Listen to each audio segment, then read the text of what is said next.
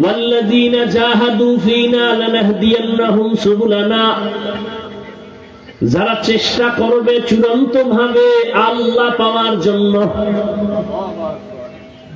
আল্লাহ পাওয়ার জন্য চেষ্টা করার মাকসাদ হলো আল্লাহর পরিচয় লাভের জন্য যারা চেষ্টা করবে, আল্লাহ বলেন আমি তাদের সামনে অনেকগুলো রাস্তা খুলে দিব। সাবিল এক বচন, তার বহু বচন সুবুল। সাবিল এক রাস্তা, সুবুল মানে অনেকগুলো রাস্তা। বলে কয়শো? হিসাব নাই। ভালো করে বুঝেন।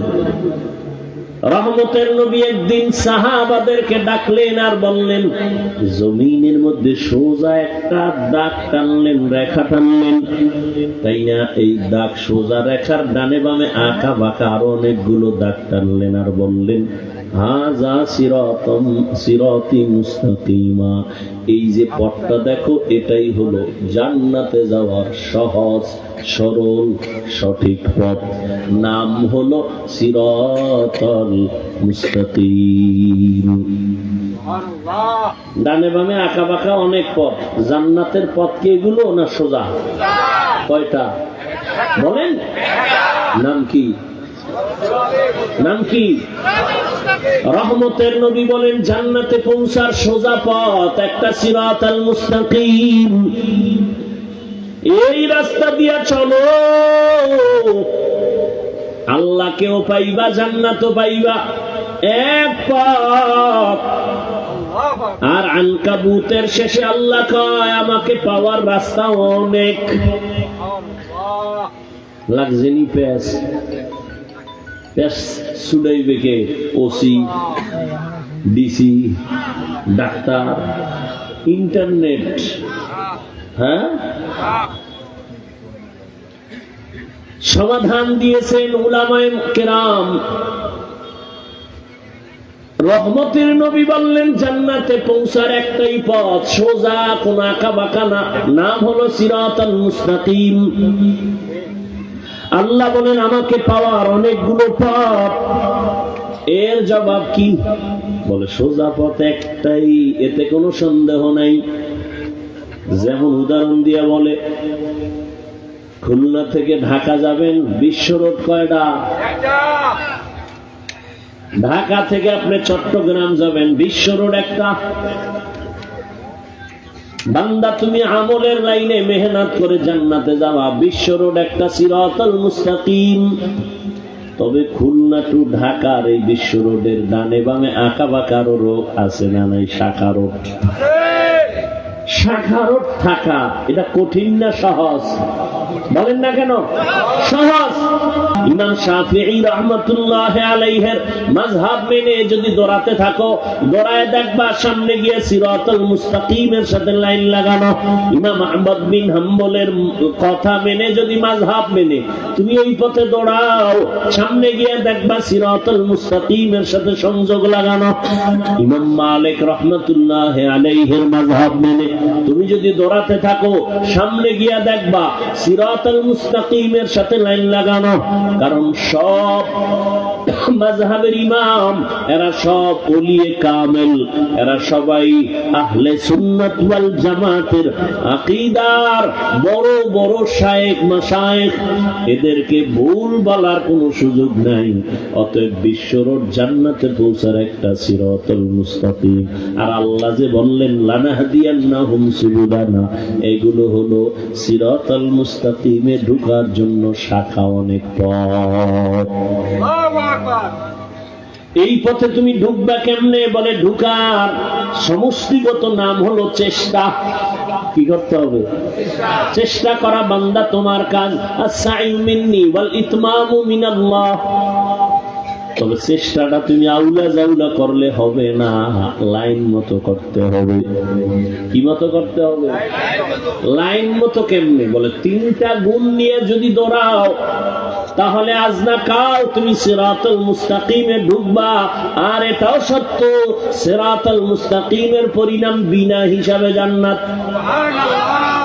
কয় গুণ নিয়ে দৌড়াতে হবে? তিনটা গুণ ছাড়া দৌড়াবা। বাজারের মধ্যে কুত্তা দৌড়ায় সারাদিন, সকাল থেকে দৌড়ানো স্টার্ট করেছে, রাত্র 12টা পর্যন্ত দৌড়ায়, এই দৌড়ানের ঘরে দেখি বাজারের কুত্তা বাজারে হইয়া রইছে। ও যদি সোজা ভাবে দৌড়াইতো ওই গোপালগঞ্জ গিয়া আবার টঙ্গিপাড়া আসতে পারত। বাঁকা হইয়া দৌড়ানোর কারণে কুকুর জাকাতটা সারাদিন দৌড়াইয়াও জাগায়। বান্দা তুমি যদি সোজা ভাবে দৌড়াও, তিনটা গুণ নিয়ে যদি দৌড়াও, পিছনে আর ফিরতে হবে না, সামনে আগাইতেই থাকবা। আর যদি তুমি মন মতো দৌড়াও, সারাদিন রাস্তা ছাড়া যদি কেউ পারি হতে যায়, আঙ্গো গ্রামের ভাষায় মুরব্বীরা কয় আরে ভূতে পায়। হাঁটে হাঁটতে হাঁটতে হারাটা রাইট আইটা সকালবেলা দেখি জায়গায় হারাই গেছে।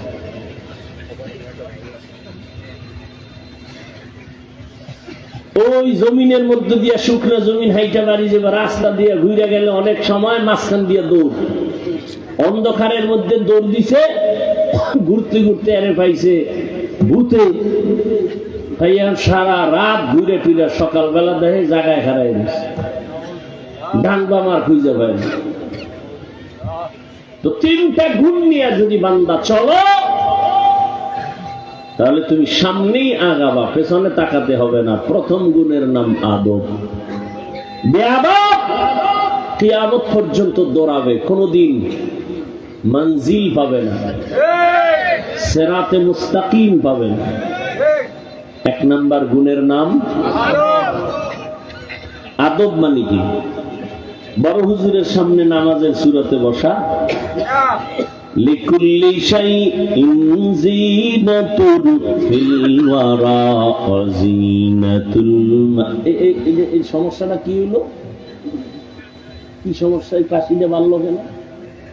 আকামটা ঘটাইলো কে? কোথায় গিয়ে?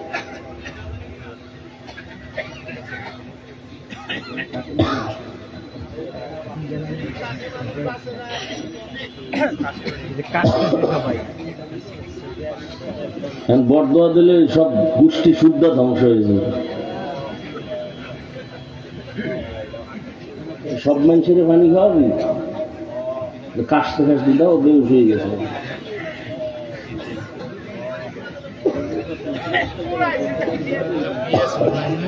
কি একটা ফাজলামি শুরু করছে। আল্লাহ হেদায়েত দান করেন।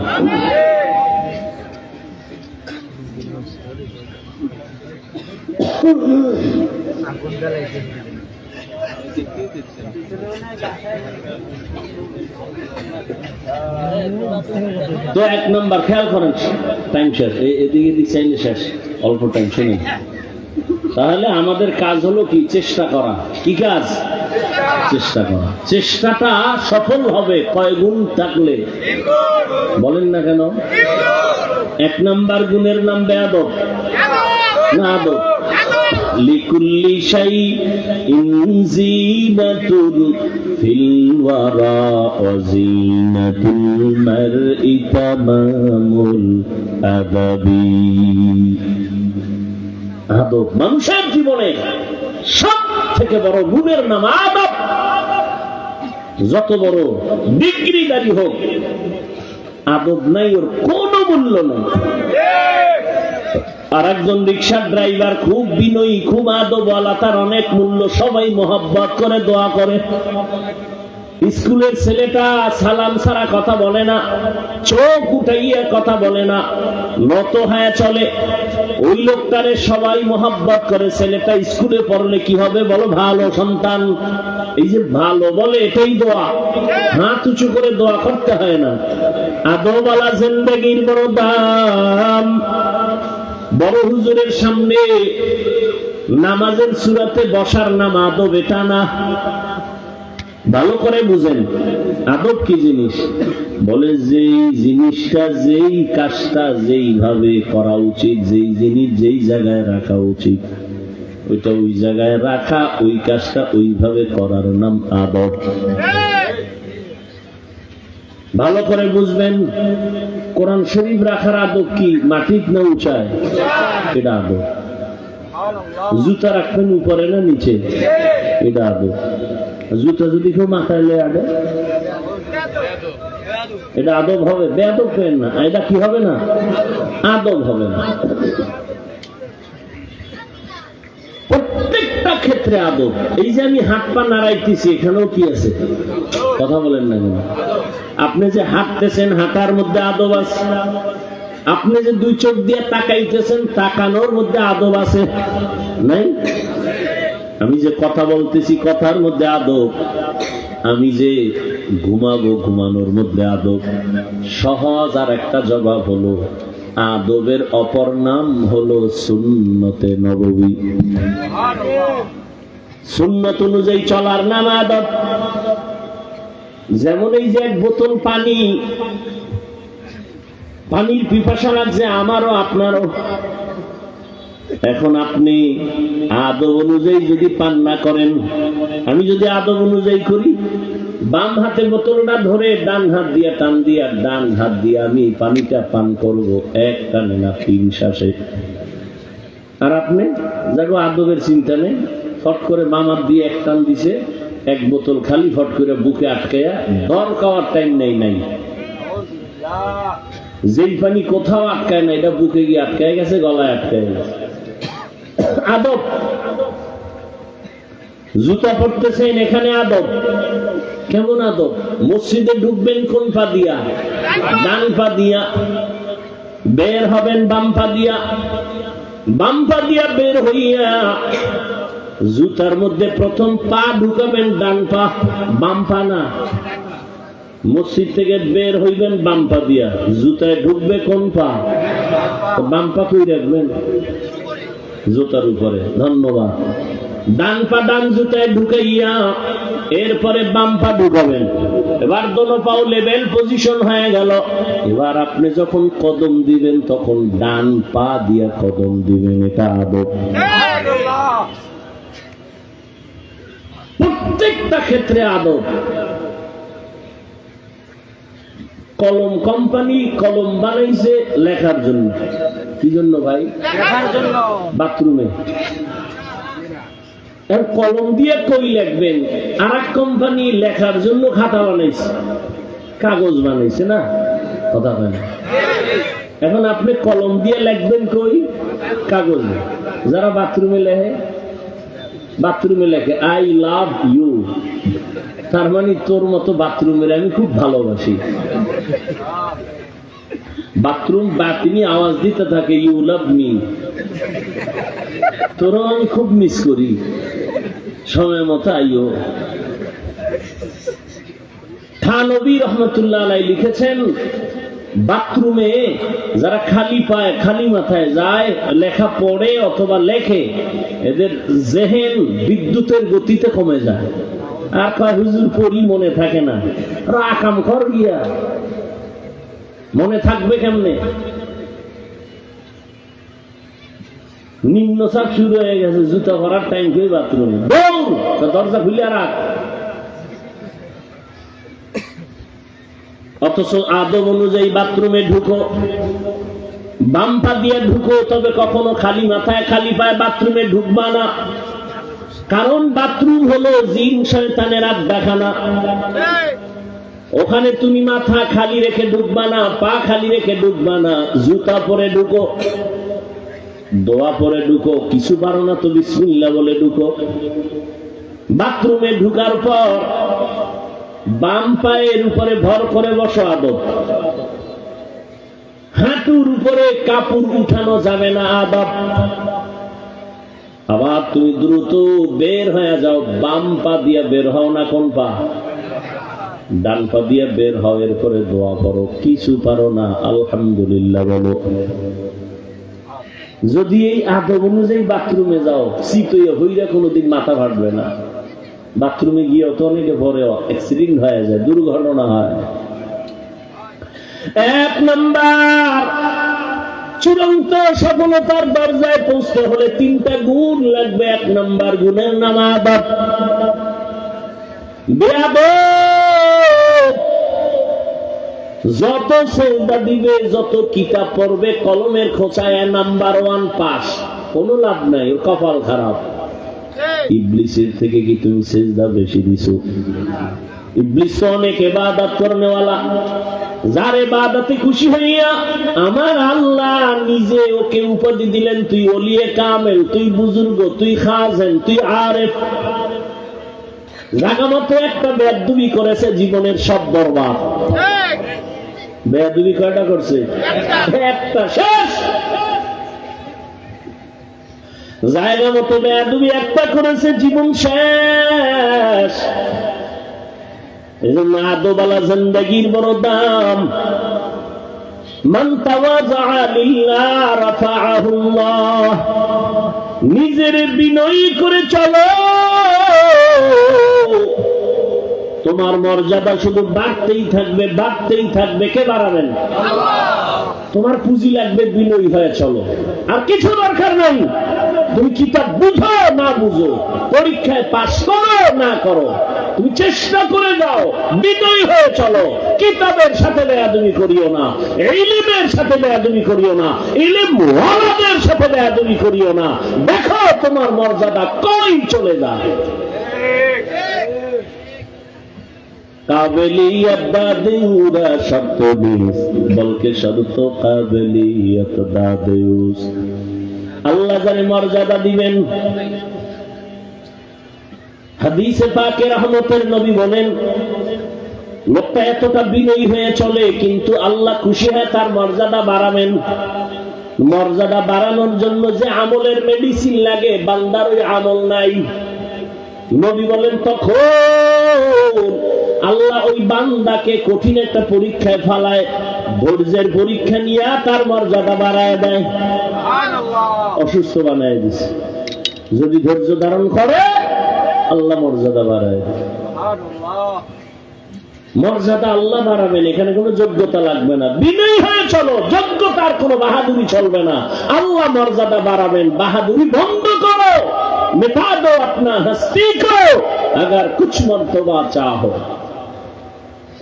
कि दाना खाक में मिलकर गले गुलजार होता है। নিজেকে যদি বড় বানাতে চাও, হে মুমিন, বড়দের কদমে নিজেকে করে দাও বিলীন। আল্লাহ যোগ্যতা দেখে না, বরং বিনয়ী হও। আমি কিছু জানি না, কিছু জানি না, কিছু জানি না। দুনিয়ার ভিক্ষুক যখন মানুষের বাড়ি দ্বারে গিয়ে ভিক্ষা চায়, কৌশল করে, অনেক কৌশল, অনেক চালাক ভিক্ষুক। মা থাকলেও খায়, আমার মা নাই। বাবা থাকলেও খায়, বাবা নাই, ভিক্ষা দাও। এই আমি তো তোর চিনি, তোর না বাপ আছে, তুই বাড়ির দরজায় দাঁড়ায়, আমার বাপ নাই। কইও না, কইও না, শুনো, আমি এখানে একটা কৌশল বের করেছি। মালিকের সামনে দাঁড়ায় যতবার নাই নাই নাই নাই বলবো, ততবার মালিকের মায়া বেড়ে যাবে, ভিক্ষাও বেশি পাবো। আল্লাহ কয়, বান্দা, ভিক্ষুক যদি নাই নাই নাই নাই বলে যদি ভিক্ষা বেশি পায়, ও বান্দা, তুই আমার দরজায় গিয়ে যদি বলতে পারো, হে আল্লাহ, আমার কিছুই নাই। মানুষ আমারে আলেম বলে, মুফতি বলে, মুহাদ্দিস বলে, কোটিপতি বলে, আমার কিছুই নাই, টাকা নাই, বাড়ি নাই, গাড়ি নাই, কিচ্ছু নাই। এক পর্যায়ে আমিও নাই।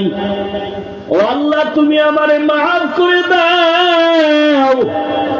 আল্লাহর কাছে যদি নিজের অন্তর থেকে বলো, আমার কোনো যোগ্যতা নাই, আল্লাহ মর্যাদা বাড়াবেন, আল্লাহর মায়া জমে যাবে। নিজের ছোট মনে যদি করতে পারো, আল্লাহ মর্যাদা বাড়ায় দিবেন। আর যারা আমার অনেক কিছু আছে, আমার মতো বড় বক্তা কেউ নেই, বড় আলেম কেউ নেই, আল্লাহ বলেন যাও আছে তাও তোমার থেকে বিদায় হয়ে যাবে। এজন্য রহমতের নবী সব সময় দোয়া করতেন, اللهم اجعلني في عيني صغيرا وفي أعين الناس كبيرا। আদবালা জিন্দেগির বড় দাম। পৃথিবীর এক বাদশার নাম, বড় বুজুর্গ, রাষ্ট্র চালাবার বুজুর্গ, সুলতান মাহমুদ গজনবী রহমতুল্লাহ আলাইহি। তার ইন্তেকাল হয়ে গেল। তার আপন কেউ স্বপ্নযোগে সাক্ষাৎ। প্রশ্ন করা হলো, সুলতান আপনার কবরের কি হালাত? বলে, আল্লাহ আমাকে মাফ করে দিয়েছেন। ও সুলতান, আপনাকে আল্লাহ মাফ করলেন, এমন কি বড় আমল করেছেন? সুলতান মাহমুদ গজনবী বলেন, আমার বড় কোনো আমল নাই, একটা আদবের কারণে আল্লাহ আমাকে মাফ করে দিয়েছেন। কিসের কারণে? কি আদব? কয়, আমি একদিন সফর করতেছিলাম, চলতি পথে যাত্রা বিরতি করলাম, রাত্রি যাপনের জন্য এক গরিবালায় ঢুকলাম। আমার এই জীর্ণ শীর্ণ ঘরের এক পার্শ্বে আমাকে থাকার জন্য একটু জায়গা দিল। আমার যেই জায়গায় দিছে ঘুমানোর জন্য, আমি ওখানে শুইয়া হঠাৎ করে নজর করে দেখি আমার পায়ের কিনারায় একটা উঁচু জায়গায় জিন্দ কোরআন শরীফ রাখা। আমি শুয়ে শুয়ে চিন্তা করলাম, আমি এখানে আরামে ঘুমাবো, কোরআন শরীফ এখানে থাকবে, এটা কেমন হয়? আমি মনস্থ করলাম, না, কোরআন শরীফটা অন্য রুমে আমি রেখে আসি। এই ভাইবা আমি উঠলাম, কোরআন হাতে নিয়ে যখন আমি 1, 2, 3, 4 কদম দিয়া অন্য রুমে গিয়া রাখবো, হঠাৎ করে আমার অন্তরে আবার বাড়ি মারলো। আরে কোরআন শরীফ দূরে সরাইয়া আমি কি করি, আমার আরামের ব্যবস্থা করতেছি। আসলে তো আল্লাহর কোরআন বড় দামি। আমি তো ময়লার মধ্যে ঘুমাইলে, বালুর মধ্যে ঘুমালেও তো হবে, আল্লাহর কোরআন কেন আমি ভিন্ন জায়গায় ময়লা জায়গায় রাখবো আর আমি আরামে ঘুমাবো না? আমি কোরআন শরীফ সুন্দর জায়গায় রেখে প্রয়োজনে আমি ময়লা জায়গায় ঘুমাবো। আমি উল্টা ব্যাক করে আইসা আবার ওই কোরআন ওই জায়গায় সুন্দরভাবে মুছা রাখলাম। এই যে কোরআনের উপরে মুহাব্বতের আদব দেখাই না, আমার আল্লাহ এর বরকতে আমাকে মাফ করে দিয়েছে। আদবওয়ালা জিন্দেগির বড় দাম। অহংকারী মানুষগুলোর এই জমিনে কোনো দাম নাই, বড় আদবওয়ালাদের মূল্য অনেক বেশি। এজন্য 1 নাম্বার, সিরাতাল মুস্তাকিমের পথে যদি আগাতে চাও, 1 নাম্বার গুণ আদব। বেয়াদব কোনদিন এই জায়গায় পৌঁছতে পারবে না। 2 নাম্বার গুণ হলো ধৈর্য। কি? ধৈর্য না থাকলে কেউ আগাতে পারবে না। এই যে আপনারা বসছেন, ধৈর্য না হলে সম্ভব? নামাজে দাঁড়াইছে, ধৈর্যর পরীক্ষা আসতেছে, রমাজান তারাবির সময় দেখা যাবে, ওরে ধৈর্য। মুসল্লিরা বলে, আমগো হাফেজ সাহেব তেলাওয়াত করে, না জানি বিদ্যুৎ ফেল। কে কত তাড়াতাড়ি তারাবি ভরাইতে পারে? ঘড়ির টাইম আমগো লাগছে 1.5 ঘন্টা, কেউ বলে আমগো 5 মিনিট কম, আমগো হাফেজ সাহেব চালু।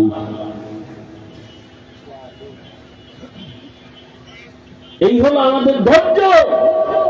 অথচ ধৈর্য কত দামি সম্পদ। আল্লাহ কোরআনে বলেন, ধৈর্য ধারণকারীদের আমি বড় 2টা পুরস্কার দিব, একটা দুনিয়ায় আর একটা পরকালে। দুনিয়ার পুরস্কার আমি আল্লাহ তার হয়ে যাব। ইয়া আইয়ুহাল্লাযীনা আমানু ইসতাঈনু বিস-সাবরি ওয়াস-সালাহ ইন্নাল্লাহা মা'আস-সাবিরিন।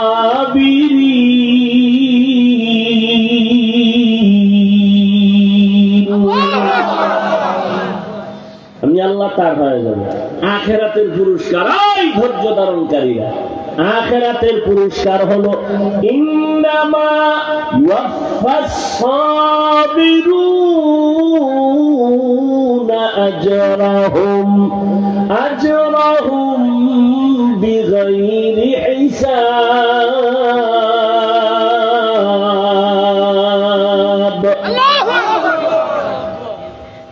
পরকালে বিনা হিসাবে জান্নাত। ধৈর্য বড় দামি এক সম্পদ।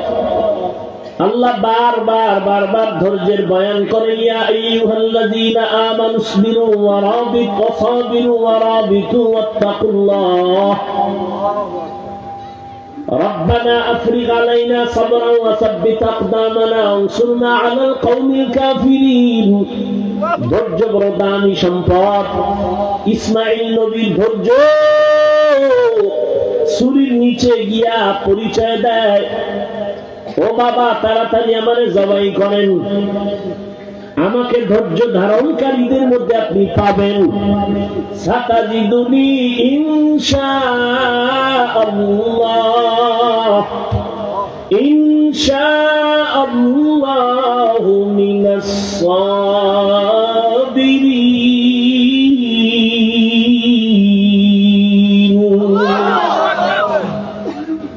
ওদিকে মা হাজেরার ধৈর্য 6 বছর পর্যন্ত এই শিশু ইসমাইলের লালন পালন করলেন, বাবাও নাই, খবরও নিতে কেউ আসে না। চতুর্দিকে জঙ্গল আর পাহাড়, কোনো আলো বাতাস নাই। মা এই বাচ্চাটারে তিলে তিলে বড় বানাইছেন, ধৈর্য ধারণ কইরা। কঠিন পরীক্ষা, বাবারে আল্লাহ কয় তাড়াতাড়ি জবাই করতে নিয়ে যাও। মা সন্তানের বিদায় দেয়, যাও বাবার সাথে দাওয়াতে যাও। ইবলিস আইসা হাজেরারে ধোকা দেয়, ছেলেরে কই পাঠাইছো, বাবায় ছুরি নিয়ে জবাই করবে। হাজেরা বুঝে ফেলছে শয়তান, ডাক দিয়া কয়, এই শয়তান, বাবায় কোনদিন তো ছেলেরে জবাই করতে পারে না। শয়তান বলে আল্লাহর অর্ডার হয়ে গেছে। হাজেরা ডাক দিয়ে কামার মাওলায় যদি চায় একজন ইসমাইল না, আরো যদি আমার ইসমাইল থাকে, সব আমি ছুরির নিচে দিয়ে দিব। ধৈর্য বড় দামি এক সম্পদ। وَلَنَبْلُوَنَّكُمْ بِشَيْءٍ مِّنَ الْخَوْفِ وَالْجُوعِ وَنَقْصٍ مِّنَ الْأَمْوَالِ وَالْأَنفُسِ وَالثَّمَرَاتِ وَبَشِّرِ الصَّابِرِينَ وَالْعَصْرِ إِنَّ الْإِنسَانَ لَفِي خُسْرٍ إِلَّا الَّذِينَ آمَنُوا وَعَمِلُوا الصَّالِحَاتِ। সব মানুষ জাহান্নামে যাবে, 4 গুণ আলাদা জান্নাতে যাবে। إِلَّا الَّذِينَ آمَنُوا وَعَمِلُوا الصَّالِحَاتِ وَتَوَاصَوْا بِالْحَقِّ وَتَوَاصَوْا بِالصَّبْرِ। এই ধৈর্য আবার 3 প্রকার। ইবাদতের বেলায় ধৈর্য, গুনাহের বেলায় ধৈর্য, মুসিবতের বেলায় ধৈর্য। আল্লাহ আমাদের আদওয়ালা জিন্দেগি দান করেন, আমিনও কয় না। আল্লাহ আমাদের আদওয়ালা বিনয়ী জিন্দেগি দান করেন। কি মশকারি করতেছি মনে করতেছেন না? আল্লাহ আমাদেরকে আল্লাহ সাবিরিনদের অন্তর্ভুক্ত বানায় দেন। কয় গুণ লাগবে? 3 গুণ। শেষ কান্নাওয়ালা তওবা। চোরের মতো তওবা না। চোরের যখন পিটা দেয়, চুরি করবি নি, জীবনেও না। অন্তরে কয় সুযোগ পাইলে তোর পকেটও ছাড়ুম না। এই তওবায় হবে না। ইয়া আইয়ুহাল্লাযীনা আমানু তুবু ইলাল্লাহি তাওবাতান নাসুহা। আল্লাহু আকবার। নিরঙ্কুশ তওবা, গলায় ছুরি লাগবে। আমি আল্লাহর মহাব্বতে এমন তওবা করলাম, আমি মরে যাব, কোনদিন দাড়ির মধ্যে অস্ত্র লাগাবো না। কান্নাওয়ালা তওবা। তওবা তো করি, চোখে পানি আসে না। কিয়ামত পর্যন্ত চোখে পানি আসার জন্য তোমার দিলটা নরম লাগবে।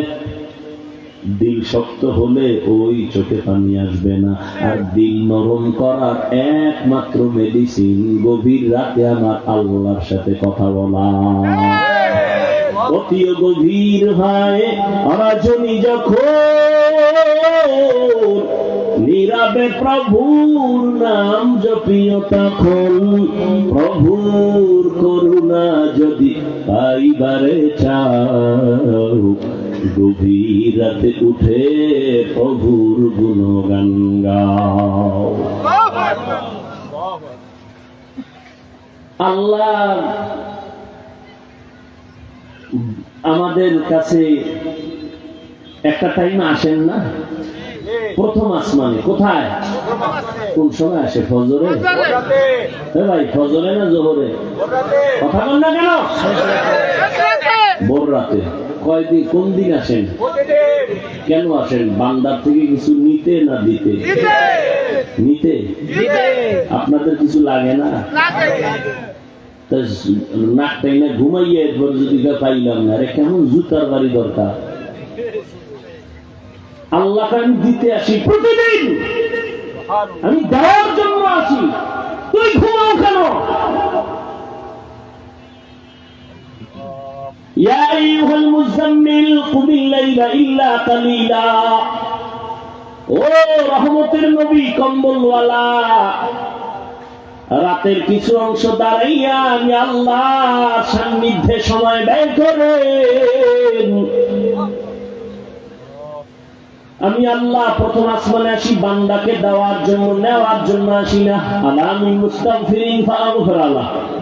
কে গুনাহ করেছো ক্ষমা চাও, আমি ক্ষমা করে দিব। রিজিক লাগবে বলো, কি সমস্যা আমার কাছে বলো। এমন একটা রাত নাই যে আমার আল্লাহ বান্দাকে দিতে আসেন না, আল্লাহ দেওয়ার জন্য আসেন। ওই টাইমে তুমি একটু আল্লাহকে যদি ডাক দাও, জীবনের সব দাবি আল্লাহ পূরণ করে দিবেন। আল্লাহ আমাদেরকে কান্নাওয়ালা তওবা দান করেন। আরে কান্নাওয়ালা তওবার জন্য চাইলেই তাহাজ্জুদে আপনি উঠতে পারবেন না। যাদের অভ্যাস আছে তাদের সাথে একটু সম্পর্ক তৈরি করবেন, দেখবেন আপনার মধ্যে স্পৃহা জেগে যাবে, উঠে যাবে যে না আমি উঠি, আমার উঠা দরকার। সৎসঙ্গে সর্ববাস। এই জন্য আল্লাহর প্রিয় বান্দা যারা ভোর রাতে উঠে আল্লাহকে ডাকেন, এদের সাথে সম্পর্ক রাখেন, দেখবেন আপনার অন্তরের মধ্যে অবস্থা হয়ে যাবে। ওযু করে ঘুমাবেন, দরুদ পড়ে ঘুমাবেন, আল্লাহকে বলবেন আল্লাহ ভোর রাতে উঠার মধ্যে একটু তৌফিক দান করো। দেখবেন একদিন না একদিন আল্লাহ রাস্তা খুলে দিবেন। আল্লাহ যেইভাবে চেষ্টা করে আল্লাহর পথে আগাইলে আমরা আল্লাহকে পাবো, ওইভাবে পরিপূর্ণ চেষ্টা করার তৌফিক আমাদের দান করে।